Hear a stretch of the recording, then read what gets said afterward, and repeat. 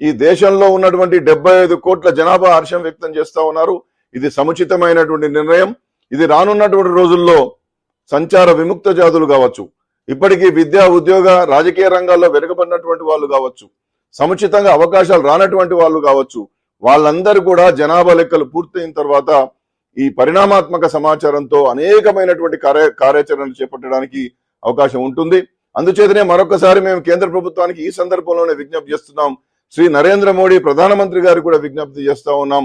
మీరు ప్రత్యేకంగా ఒక బీసీ మంత్రిత్వ శాఖ కూడా ఏర్పాటు చేసి ఆ మంత్రి గారిని ఈ జనాభా గణనకు ఒక లైజనింగ్ ఆఫీసర్ గా కూడా ఒక డెలిగేటెడ్ మినిస్టర్ గా కూడా వారిని ముందు పెట్టి తీసుకుపోతే ఇది ఖచ్చితంగా ఒక సామాజిక న్యాయ స్పృహతో ఏ వర్గాలను ఏ విధంగా అంచనా కట్టాలి, ఏ విధంగా దీనికి సంబంధించినటువంటి మెథడాలజీ రూపకల్పన చేయాలి, ఏ విధంగా ఎక్స్పర్ట్స్ ను దీనిలో తీసుకోవాలనేటువంటి దాంట్లో నిర్ణయాలు తీసుకోవడానికి అవకాశం ఉంటుంది. కాబట్టి ఒక ప్రత్యేకమైనటువంటి మంత్రిత్వ శాఖను ఓబీసీ మంత్రిత్వ శాఖను ఏర్పాటు చేసి కులగణన డిపార్ట్మెంట్ కి ఏదైతే registrar general, director general census గారికి దీన్ని అనుసంధానం చేస్తూ ఈ గణన చేస్తే బాగుంటుందనేటువంటి విషయాన్ని కూడా నేను కేంద్ర ప్రభుత్వానికి సవినయంగా మనవి చేస్తా ఉన్నాను, విజ్ఞప్తి చేస్తా ఉన్నాను. జనాభా గణనలో కులగణన జరగాలి. ఎవరు ఏ విధంగా బ్రతుకుతున్నారు, వారి జీవన స్థితిగతులు ఎట్లా ఉన్నాయి, విద్యా ఉద్యోగ ఆర్థిక సామాజిక రంగాల్లో వాళ్ళు ఎట్లా బ్రతుకుతా ఉన్నారు, వాటిని అన్నింటినీ కూడా అడ్రస్ చేయాలంటే లెక్కలు తీస్తే గాని అది సాధ్యం కాదని చెప్పి చాలాసార్లు డిమాండ్ చేస్తూ వస్తున్నప్పుడు యూపీఏ 2 ప్రభుత్వం గ్రామీణ మంత్రిత్వ శాఖ, పట్టణ మంత్రిత్వ శాఖల ద్వారా 2011లో మొదలుపెట్టి 5,000 కోట్లు ఖర్చు పెట్టినప్పటికీ ఆ లెక్కలు ఎందుకు చేతునో బయటికి రాలేదు.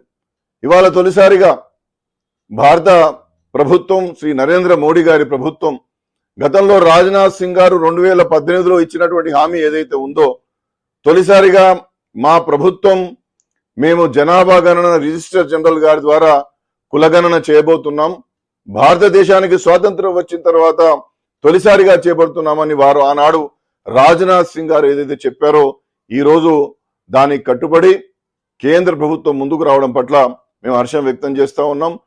ఈరోజు కేంద్ర ప్రభుత్వం వచ్చే జనాభా గణనలో కులగణన చేయాలని చెప్పి నిర్ణయించడం పట్ల కేంద్ర ప్రభుత్వానికి, భారత ప్రధానమంత్రి శ్రీ నరేంద్ర మోడీ గారికి హృదయపూర్వకంగా ధన్యవాదాలు తెలియజేస్తా ఉన్నాం.